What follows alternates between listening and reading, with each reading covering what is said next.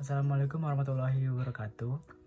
My name is Aditya Praputra, and today I will present about fiber optic and laser beam.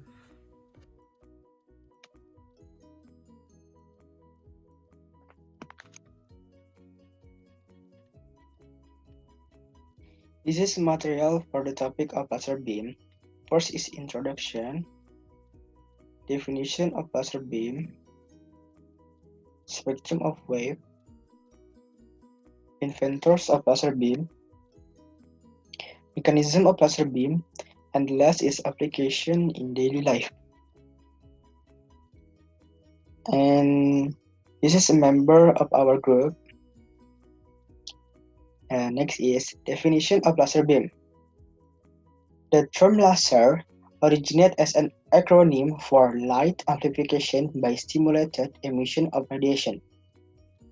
Laser is the mechanism of a device that emits electromagnetic radiation, usually in the form of light that cannot be seen or can be seen with the normal eye, through a process of stimulated emission.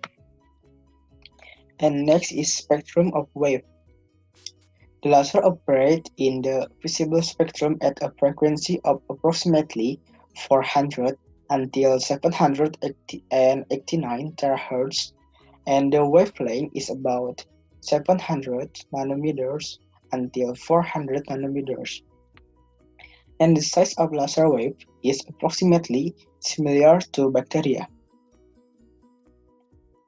And next is inventors of laser beam. At the beginning of its development, people did not mention the name of the laser. Experts at the time called it MASER, or microwave amplification with radiation emission stimulation. And the person who was mentioned for the first time to reveal the existence of the MASER was Albert Einstein between 1916 until 1917. In 1951, Joseph Weber submitted a paper on using stimulated emission to make a microwave amplifier to the June 1952 Institute of Radio Engineers Vacuum Tube Research Conference at Ottawa, Ontario, Canada. In 1953, Charles Hattoness and graduate student James P. Gordon and Herbert G. Jaeger produced the first microwave amplifier, a device operating in similar principle to the laser, but amplifying microwave radiation rather than infrared or visible radiation. In 1957, Charles Hattoness and Arthur Leonard Scalo, then at Bell Labs, began a serious study of the infrared laser. As ideas developed, they abandoned infrared radiation to instead concentrate upon visible light. The concept originally was called an optical maser. On May 16, 1960, Theodore Maiman operated the first functioning laser. Maiman functional laser used a flash lamp pump synthetic Rabi crystal to produce red laser light at 694 nanometers wavelength. And next is mechanism of laser beam. Jadi, inti dari mekanisme atau cara kerja sinar laser itu adalah saat atom menyerap energi dari foton, maka atom akan berada pada keadaan tereksitasi. Atom yang tereksitasi akan kembali ke keadaan awalnya dengan memancarkan sebuah foton dengan frekuensi yang sama dengan yang diserap. Nah, proses pemancaran foton tersebut dinamakan emisi spontan atau spontaneous emission. Emisi spontan memancarkan foton dengan arah dan fase yang acak. Sebagian besar atom yang tereksitasi akan langsung kembali ke keadaan awalnya, tetapi ada juga yang bertahan lebih lama. Nah, keadaan tersebut disebut dengan keadaan metastabil. Nah, saat ada foton yang menginduksi atom metastabil, maka atom akan kembali ke keadaan awal dan mengeluarkan foton dengan frekuensi, arah, fase, dan polarisasi yang sama dengan foton yang datang. Nah, proses tersebut dinamakan stimulated emission atau emisi yang terstimulasi. Stimulated emission akan lebih mudah terjadi jika energi foton yang datang sama dengan selisih energi antara atom tereksitasi dan atom dalam keadaan dasar. Oleh sebab itu, foton yang datang dan foton yang dipancarkan mempunyai energi yang sama. Nah, karena sebelum terjadinya stimulate emission, setiap atomnya itu ada satu foton, dan setelah setiap stimulate emission ada dua foton, maka disebut light amplification atau yang artinya itu penguatan cahaya. Nah, dua buah foton tersebut berada pada fase yang sama sehingga dinamakan coherent.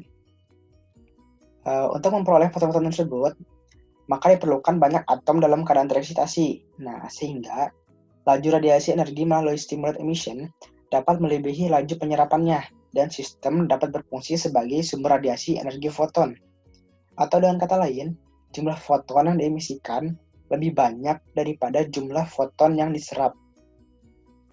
Nah, foton yang diemisikan harus berada dalam sistem cukup lama agar dapat menstimulasi atom-atom lainnya. Nah, keadaan tersebut dicapai dengan meletakkan cermin pada kedua ujung sistem. Nah, salah satu ujung itu terdapat cermin yang memantulkan secara total dan ujung lainnya itu yang bersifat memantulkan sebagian. Jadi ada dua ujung. Nah, kemudian sebagian sinar keluar melewati cermin yang bersifat memantulkan sebagian. Nah, sinar yang keluar tersebut disebut sinar laser. Gitu. Kemudian next is application in daily life. Laser have many use in medicine. For example, is LASIK. LASIK is eye surgery that permanently changes the shape of the cornea. It is done to improve vision and reduce a person's need for glasses or contact lens. LASIK uses an excimer laser to remove a thin layer of corneal tissue.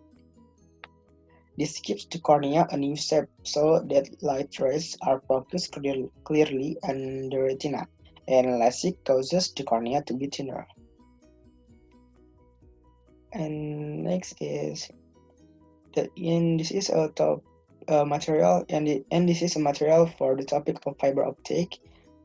First is introduction, definition of fiber optic, part of fiber optic, inventors of fiber optic, mechanism of fiber optic, and the last is application in daily life. Next is definition of fiber optic. Fiber is a transmission line or kind of cable made of glass or plastic that is very smooth and smaller than a hair, and can be used to transmit light signal from one place to another. Light source used is usually laser or LED. And next is part of fiber optic. The main parts of the optical fiber are the core where light waves propagate, the cladding layer surrounding the cores with a refractive index smaller than the core, and an elastic plastic jacket layer to protect the core and blankets. And next is inventors of fiber optic. In 1970, when Charles Cow and George Hackau succeeded in making what is now called fiber optic or fiberglass. Optical fiber is widely used in the field of communication. And next is mechanism of fiber optic. A beam of light will be used as the carrier of the information you want to send. This information light is then fired onto the fiber optic media from where it came from. Then the light will penetrate the cover of the glass media until finally the light had arrived at the destination location. Then there is a process of communication. And the last is application in daily life. One application of optical fiber is used for internet. Fiber optic cables transmit large amount of data at very high speed. This technology is therefore widely used in internet cables. As compared to traditional copper wires, fiber optic cables are less bulky, lighter, more flexible, and carry more data. And maybe that's all from me. Thank you for your attention. Assalamualaikum warahmatullahi wabarakatuh.